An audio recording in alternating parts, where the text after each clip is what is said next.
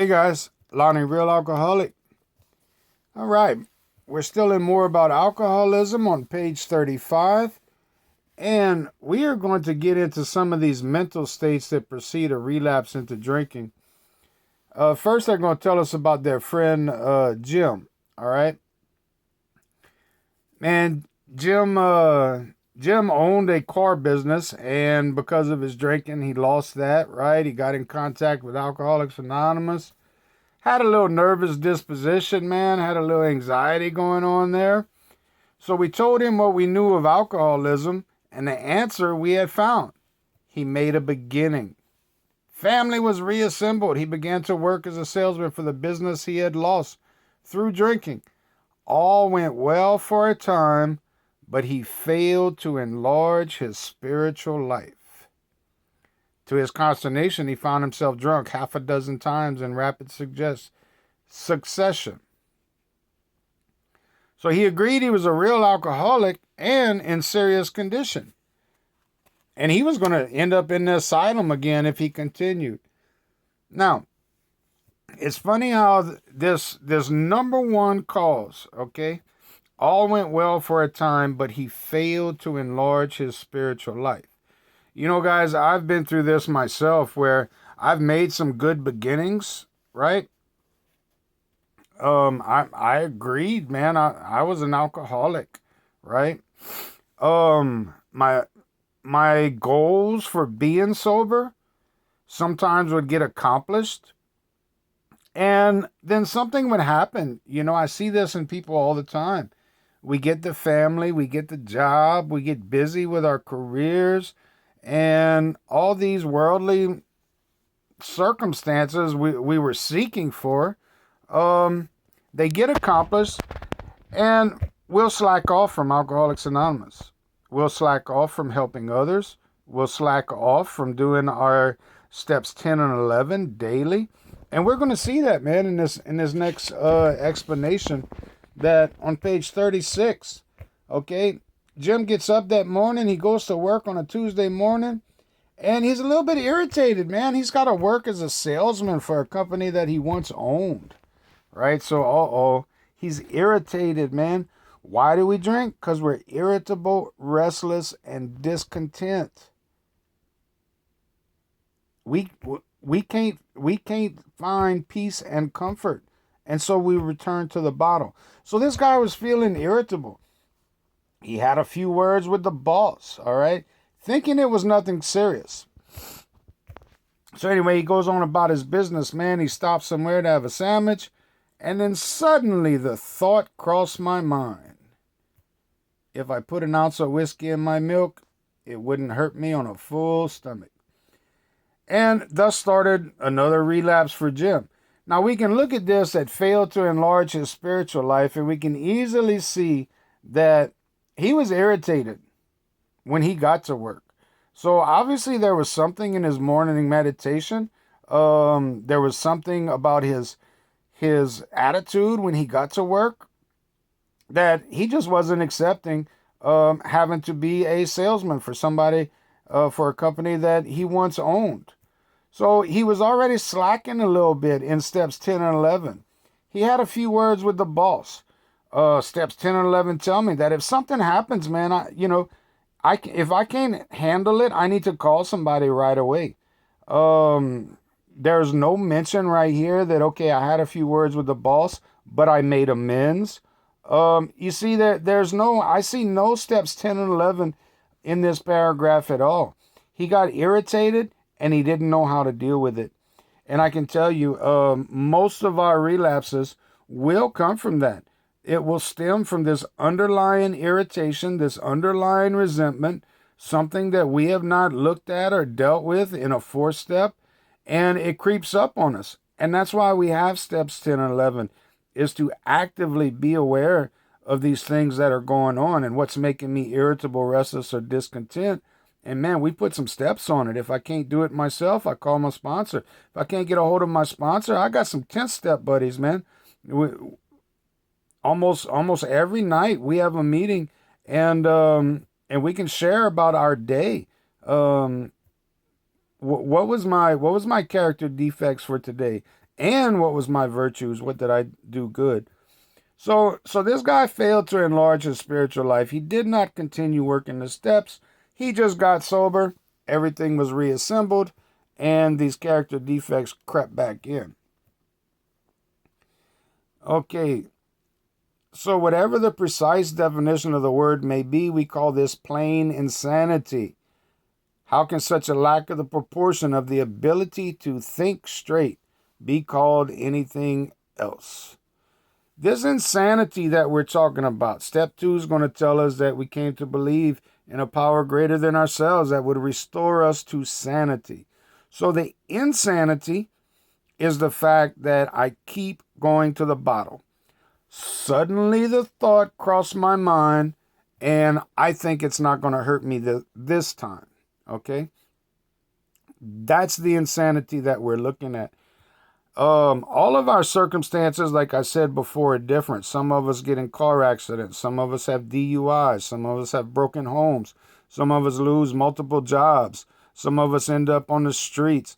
There's all kind of circumstances that come from alcoholism, but those circumstances are individual to each person and do not qualify us as alcoholics. That's not the insanity that we're talking about. I mean, if I don't manage my money well, that's a money management problem. That's not the insanity we're talking about. The insanity we're talking about is to continue to try to go back to drinking, to pick up that first drink thinking it's not going to hurt me this time. Okay? So they talk about this curious mental phenomena that paralleled with our sound reasoning. There inevitably ran some insanely trivial excuse for taking the first drink. And these triggers, we call them in AA, we call them excuses. They're insane. They are some insanely trivial excuses. I was at a nightclub with some friends, and I got real excited, and I was having a good time, and I don't know, I just decided to drink. My wife of 5 years in the AA program decided to sleep with somebody else. So that's an excuse for me to go drink. Man, we're talking about excuses after excuses after excuses. And they are insane in the light of what happens to us every time I pick up a first drink. So in some circumstances, we have gone out deliberately to get drunk. I've done that plenty of times also. Feeling myself justified by nervousness, anger, worry, depression, jealousy, or the like. But even in this type of beginning, we are obliged to admit that our justification for a drinking spree was insanely insufficient in the light of what always happens. Our behavior is absurd and incomprehensible with respect to the first drink as that of an individual, say for jaywalking. All right, so they're going to give us this jaywalking analogy. And this jaywalker, of course, he goes out. We've all read the story. He goes out, he gets hurt, and he heals up, he tries again. He goes jaywalking and he gets hurt. He heals up, he tries again. And that's the insanity of our drinking. We would call this man completely insane if after multiple times of jaywalking, he continues to go jaywalk and he always gets hurt every time he does. We would call him insane. So our thinking, our justifications, our excuses for going back to that first drink are insane. Just like the jaywalker. It is just simply insanity. It is the lack of the ability to think straight. So, however intelligent we may have been in other respects, where alcohol has been involved, we have been strangely insane. It's strong language, but isn't this true?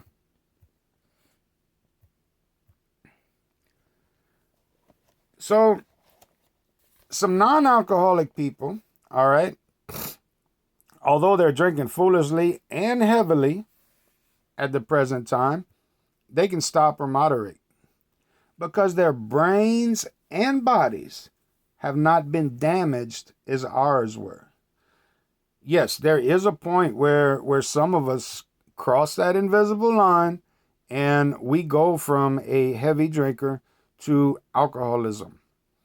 And when we reach that point, when our brains and bodies have reached that point, we have placed ourselves beyond human aid.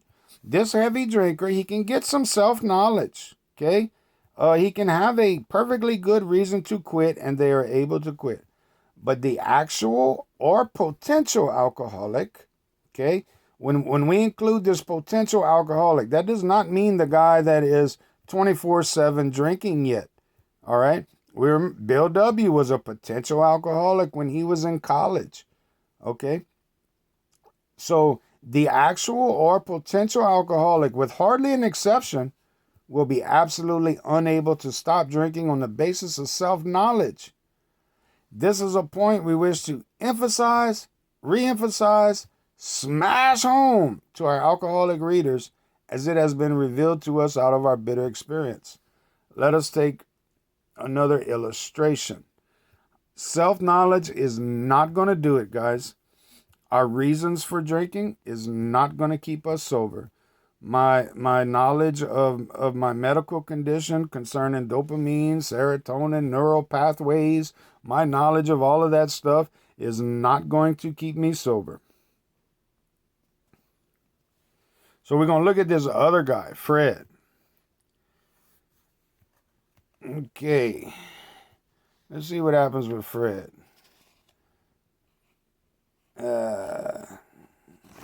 Fred didn't want to accept the spiritual remedy.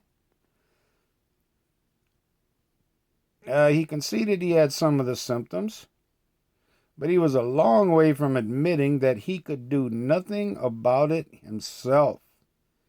He was positive that this humiliating experience, plus the knowledge he had acquired, would keep him sober the rest of his life. Self-knowledge would fix it. So Fred had some self-knowledge, man. He had some self-will, right? He didn't need a spiritual program of action. Yes, I can see alcohol is hurting me. And so thank you for your information. I got this, right? So Fred tells us that he appreciated the words about this subtle insanity that precedes the first drink, but he was confident that it would not happen to me after everything I learned. So he's thinking he learned enough about himself that he was not going to fall into this insanity of picking up that first drink. So he kept that in mind. And then all of a sudden, he began to wonder if I had not been making too hard work of a simple matter. We find that a lot in our rooms. Man, we come in and then all of a sudden sobriety gets kind of easy, right? Do I really have to do an inventory every day? Do I really have to get on my knees or do my particular kind of prayer and meditation every morning? Do I really have to do that?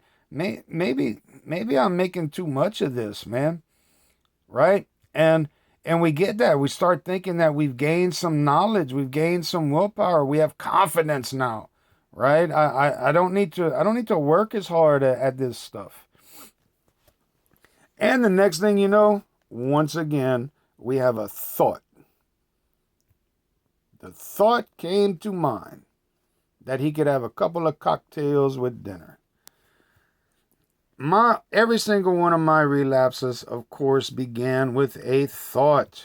That is the insane thinking that we have. The thought that I could have one or two drinks and it's not going to harm me. And that insanity will return if we wonder, have I been making too hard a work of a simple matter? Man, this alcoholism is not a simple matter. It is cunning, baffling. It is powerful. It is our recovery is a daily work. It's a daily program of action. And if not, the thought will come to mind. That's just the way we are of alcoholics. If we have crossed that threshold, if we have the mentality, if we have the alcoholic mind, something needs to happen to keep this thought at bay. And that's where our defense comes from, a higher power and finding some peace and comfort in this world. So he goes on to admit that not only had he been off guard, he made no fight whatsoever against the first drink. This time I had not thought of the consequences at all.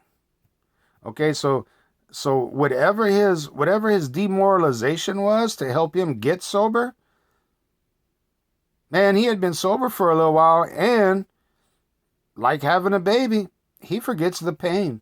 He forgets the suffering. So the alcoholic friends had told me how they prophesied that if I had an alcoholic mind, the time and place would come when I would drink again. They had said that though I did raise a defense, it would one day give away before some trivial reason for having a drink. Not a trigger, a trivial reason for having a drink. Well, just that did happen and more. For what I had learned of alcoholism did not occur to me at all. I knew from that moment that I had an alcoholic mind. I saw that willpower and self-knowledge would not help in those strange mental blank spots.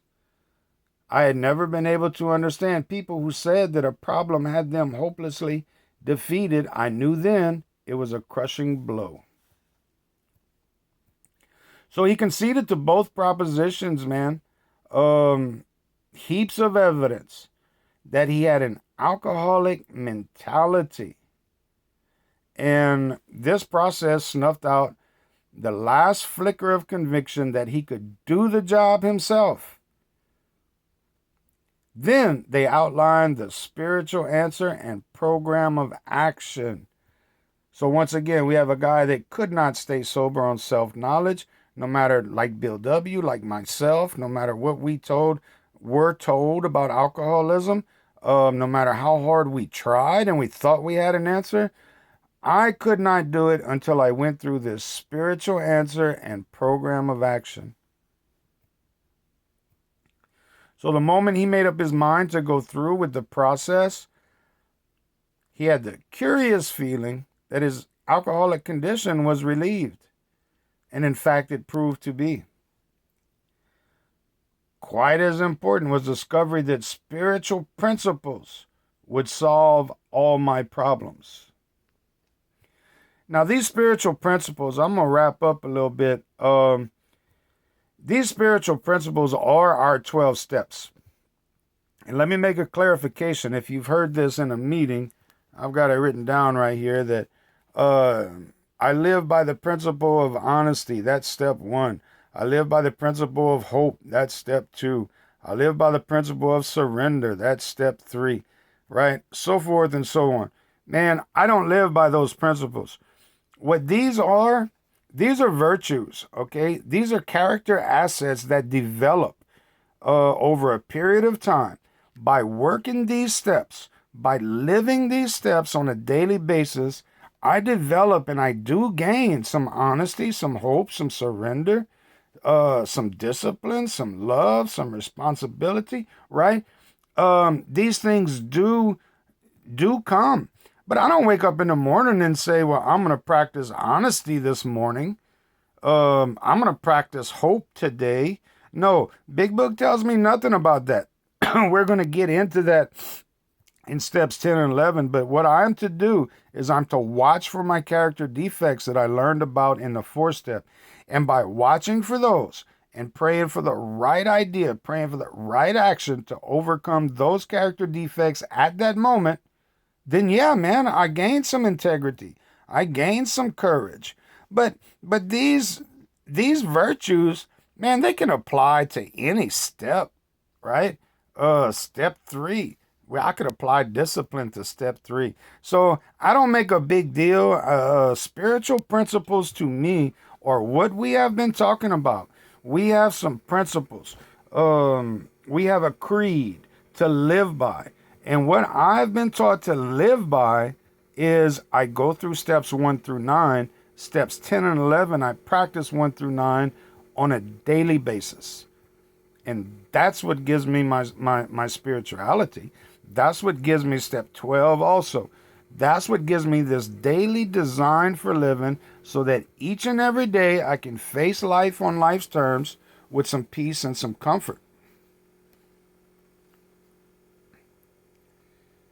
Okay. So to end this all, once more, the alcoholic at certain times has no effective mental defense against the first drink, except in a few rare cases.